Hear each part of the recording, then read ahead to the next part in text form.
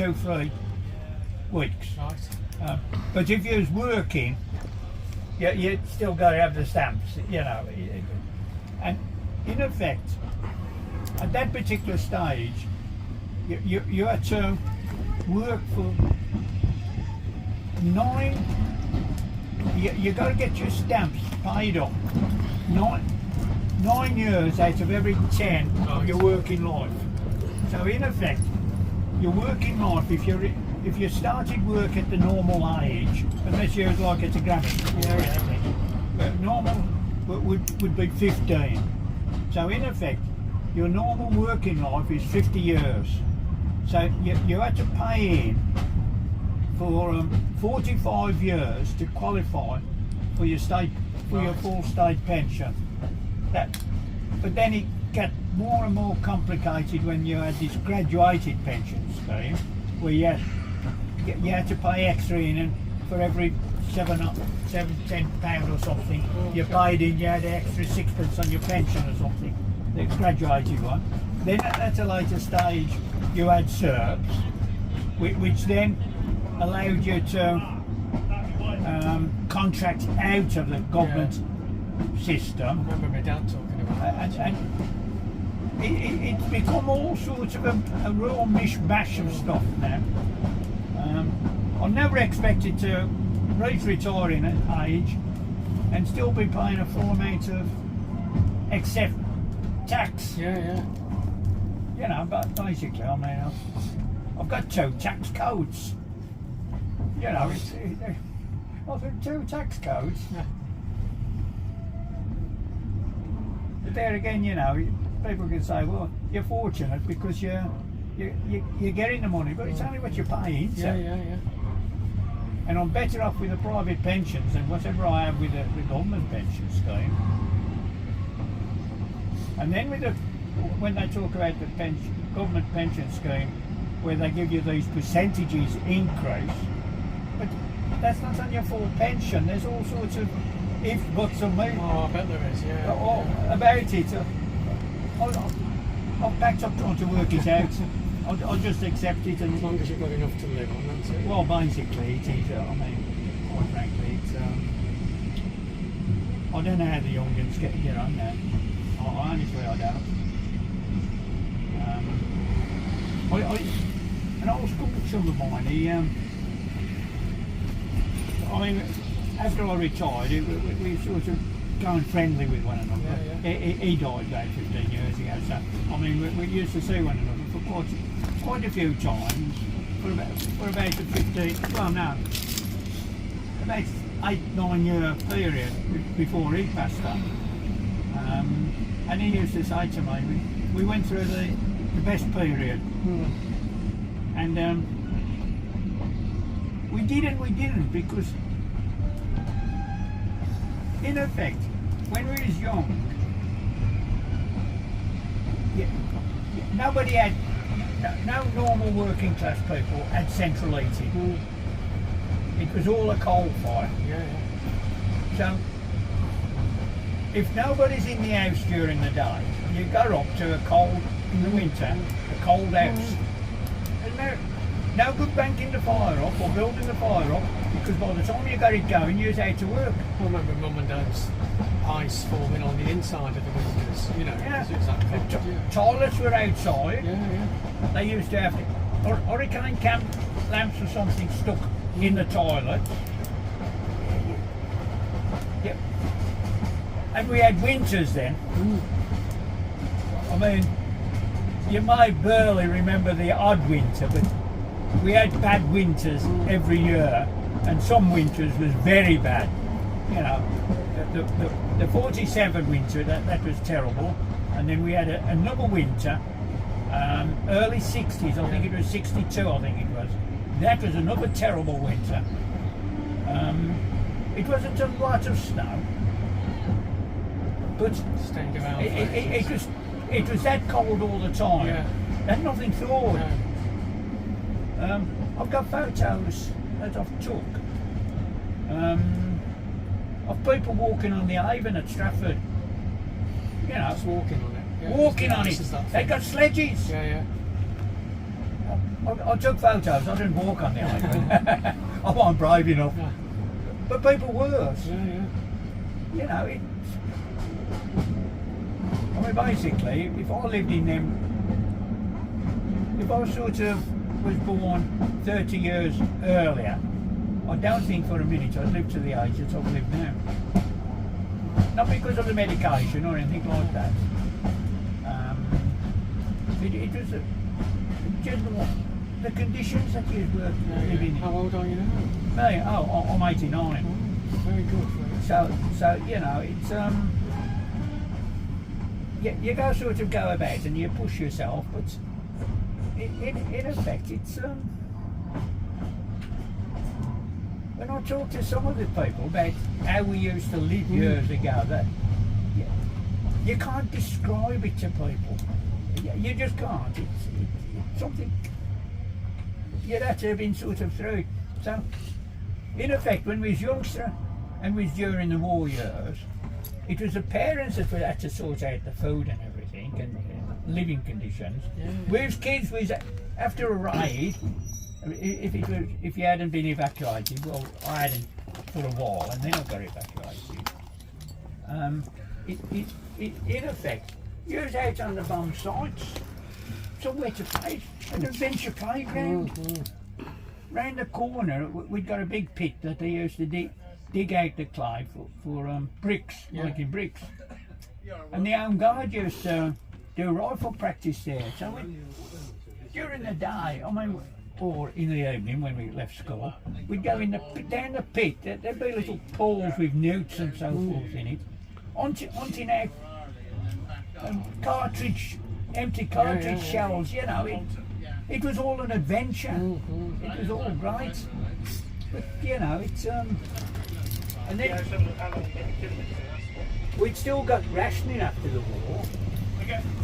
But at least you got light at the end of the tunnel. And to a certain degree, it's more. If you take away the sort of the option of people believing that things are going to be better around the corner and honestly believing it, and all it is going to be negative to people, then this is real people are going to be in problem with thoughts and mind you know. I'm just getting on my hobby all the time. I better shut up about it. But you know, it's I should like to be young again. But where else am I living now? It was a struggle when I bought it with the mortgage, because it always is, whatever age it is, to get on the ladder. But it was still manageable. My son's 23, he's just turned 23. I think, how's he going to afford a house? We're going to have to help him out, you know, when he comes to it. Because he'll never afford it on his own. I mean, they're building a new block of houses on the old Lucas side, across from where I live. And they're talking about houses at $500,000. Unless you're on a damn good wage, how can you afford that? Exactly.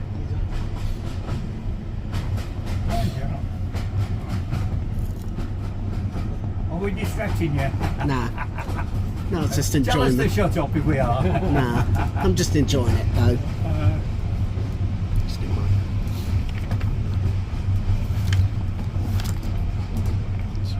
I mean, I think my maternal grandmother, she died 1949.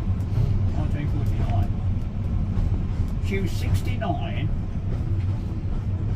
and on the death certificate, the main contributory factor, I mean, the reason of death was heart failure. Well, everybody died with heart failure. So it's a secondary. Yeah. And the secondary cause of death, she's 69, was senility. Nice. Senility, 69? Yeah. Oh yeah, I mean, she was born through around about 1880, something like that. Yeah. So, So it was a tail end of it. I mean, I think that those early stages in one of these back-to-back houses and that sort of thing. Again, you know. And yet my father's grandparents, they celebrated a golden wedding anniversary. They got married early, but that's, you know, and this is during the main bulk of it was during the Victorian era. Right, yeah. So, on my father's side, you'd think, well, they've got fairly good DNA. I don't know about on my mother's side. Yeah, I mean, age, you know, life expectancy's gone up quite a lot, hasn't it, since then? Well, yeah, I mean, basically, I mean, I've been on borrowed time for what's about 8 or 9 years now. Well, you're looking well on it, honestly. Well, I think it's a combination of, to a certain degree, I've inherited some good DNA. Yeah. I've picked the right card on my birth. You know, that's part of it, and also the other part is how you lived. Yeah, yeah. I mean, basically, when I was in my 30s, I went through a period where I went through a bit of a depressed period. Not excessively bad, but it was. I was still working and everything. Yeah, yeah. But the family shook me out of it. But with all the policies that they've done over the years, they've encouraged people to do away with the family unit. Right. Yeah. I mean, you notice that they've changed different laws, they've changed different things, they've encouraged people not to do this and to do that. And most of it is for good reasons, but the outcome of it is bad. So basically, in the main, the only people you've got good, in the main, the people that's got good family units are usually the Asians. Yeah. You know, they know what a family life is. We don't. They'll have Yeah. several generations living Yeah, together. once they've got acclimatised with us, they'll be likely to be as bad as us. But there again, what do you do for the local council? Right? Is it secret? No, not at all. It's like it's mainly it's around schools, so it's schools, school places, and building classrooms and school places, planning of school places, all that kind of thing. Yeah. Yeah, it's all right. We've had enough with bad planning in Birmingham. I mean, we have. I made it. So, and you look and you think, well, what they do this for? I mean, to me, at times it seems as if they plan in blinkers.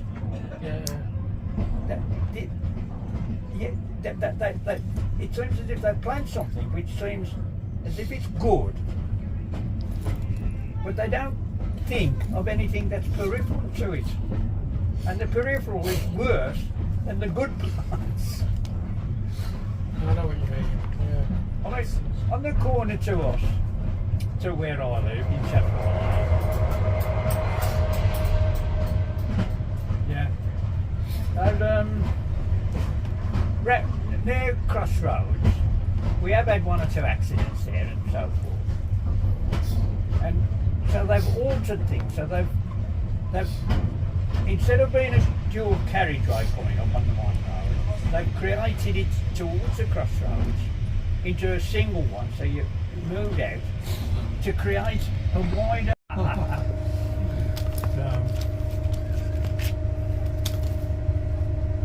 I noticed also a lot on the diesel lot. There seems to be a lot more people making records and stuff, whereas on the steam people don't seem to. They do make records and everything. And literally when I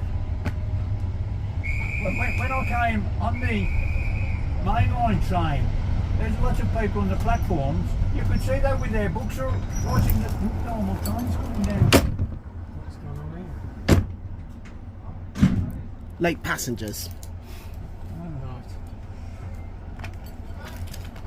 There is a barra crossing here, just by which anybody on wheelchairs or anything, you see somebody or another, and they'll guide people across the crossing. I'm not saying that's the cause this time. Can you see the wooden things? Yeah. No, I think it's, I'd say just like people getting on or something.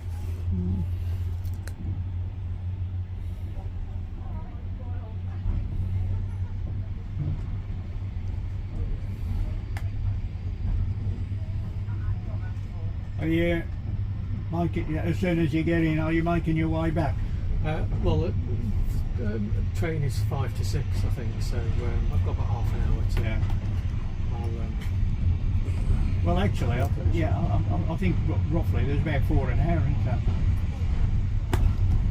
Well, yeah. Yeah. Because I've got to change it to make it go. But I don't want to change again at Wolverhampton, so they kind of. Oh, I'm with you. Yeah. So I just want to change the ones. I'm with you. Yeah. So. I mean, it's the same as me. I mean, there's 4 an hour, or roughly 4 an hour. Yeah. From here to get to Birmingham, and it carries on further south.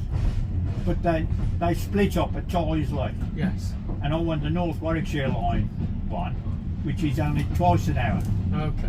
So, if on a Sunday, that they stopped early, the Warwickshire line one.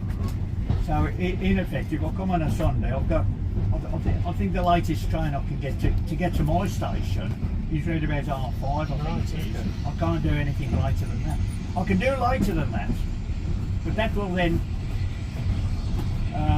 according to how late it is, whether I get off at Snowy or Moore Street, or whether I can carry on and get off at one of the other stations in Birmingham and then get a bus.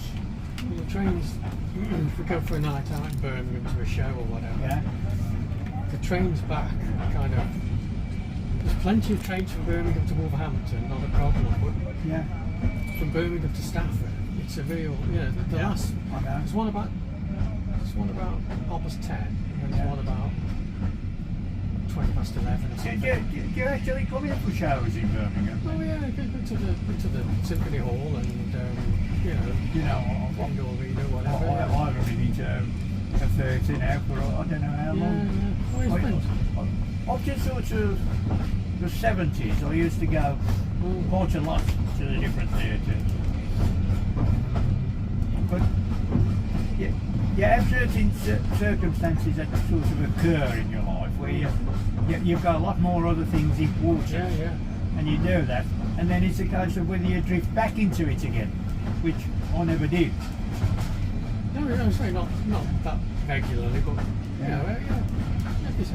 mean, they used to have, I don't know whether they still do, at the town hall they used to have a few good concerts. Still I don't know with comedians on and that kind of thing.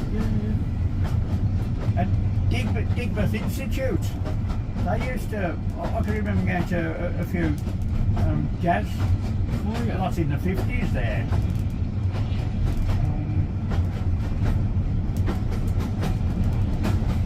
I mean, we had quite a few theatres in the city centre at one stage, but we haven't got much in the way of theatres now. There's the Alley and the Hippodrome, They tried to change the name of the Hippodrome, years ago. I forget what they tried to call it, but everybody kept referring to it as the Hippodrome. It just drifted back to the Hippodrome.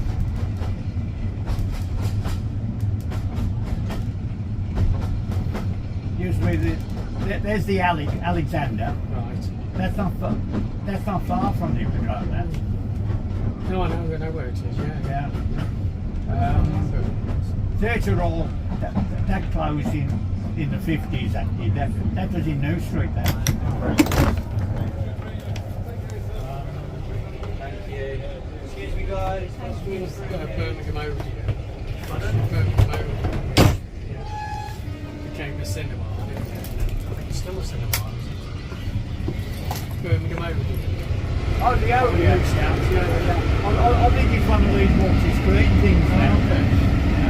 But that was really the principal cinema. Yeah. You got the Odeon, you had the Gorman, you had the Futures, the Forum and the West End. Then was the principal cinema. Well, you had the Cinephone, which previous to that was called the Scala.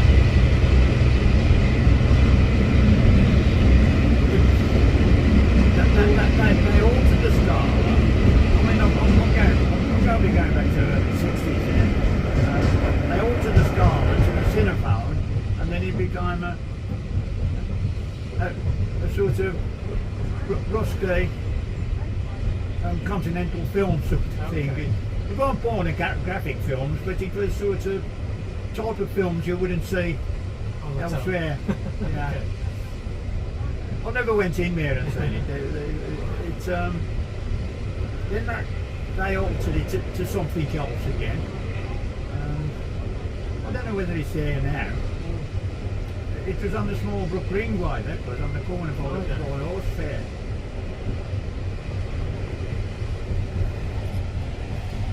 I mean, I've seen 3 New Street stations, 3 bull rings.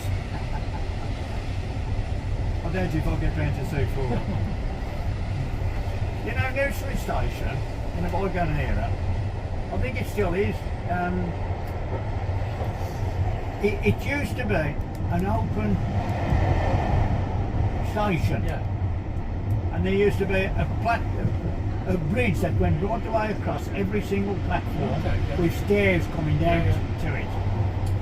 And the reason it was an open one was somewhere down the line there was a right of way and they couldn't get rid of the right of way. Now, so much of it. when they've altered it the last time, I don't know how they've got round the right of way, whether they've had a change of law to allow it, to cancel it, or They must have done. They must have done. yeah, because basically you can actually, you haven't got a right of way in there because you've got sort of, you've got one end in, another end in, but you haven't got a sort of general right of way where you go down on the platforms or anything. It's, you go through the sort of trapdoor things. Mind you, they did say that the designers done more damage to the city centre than Hitler did. Yeah. Well, I quite like it now. I think it's much improved, isn't it? In recent years? I think there's certain things that they've lost, but doing a balance between one and the other, it's definitely a big improvement. Where the Centenary Square and Symphony Hall and all that area is quite nice, isn't it? You know, in the library, the new library. Oh yeah. So, Have you been in the new library? Yeah. Have you been? They've got 2 balconies that Yes, you can went up to the top the one time. Yes. Yes. Have you been up in the Shakespeare place up at the top? Right on the roof. No, I don't think I have. Yeah. In fact, it's quite a good view out from there. You're not open. You've got a glass barrier Yes. in front of it, but it's quite a big, good view looking I'll out. have a look again next time I go. Because at one stage, 100 years ago, we had the biggest collection of Shakespeare stuff in the city. I don't know whether it was more than the Shakespeare Trust in Stratford, I don't know, but I did read somewhere that I don't think they have now, but at one stage they did. Well, basically now in the council they've actually sold it up if they could. Pay the debts off. Yeah. Well, they sold the NEC off. Yeah.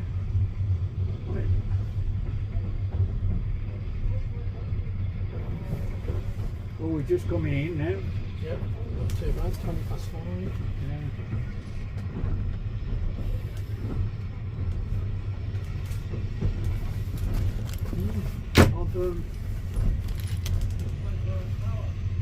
I've been doing treatments on here for, it's more or less finished the treatment. Sun damage on the skin. Oh yes, yeah. Parts of it, I'm talking about tail end of last year, it started bleeding on the back. Yeah, you've got to be careful. Couldn't stop the bleeding. Basically, it was my own fault. I was picking away and yanked, and I took some of the skin, and I just couldn't stop the bleeding. I kept putting plasters on it. It carried on for a couple of weeks, that did, or 3 weeks, and I'm going to see the doctor. They looked at it and said, oh, I don't like that, and referred me to a dermatologist at the hospital. She didn't like the look of it, so I had it.